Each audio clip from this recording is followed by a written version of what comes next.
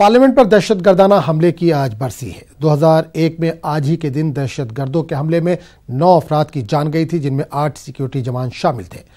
नाम नेहाद लश्कर तैयबा और जैश के दहशतगर्दों ने यह बुज़दिलाना कार्रवाई अंजाम दी थी। AK-47 से लैस दहशतगर्दों ने पार्लियामेंट में दाखिल होने की कोशिश की थी, लेकिन सिक्योरिटी फोर्सेज ने इस नापाक कोशिश को नाकाम बना दिया था। साजिश के इल्जाम में अफजल गुरू को गिरफ्तार किया गया था। दिल्ली हाई कोर्ट के जरिए कसूरवार करार दिए जाने के बाद अफजल गुरू को 9 फरवरी 2013 को फांसी दे दी गई थी।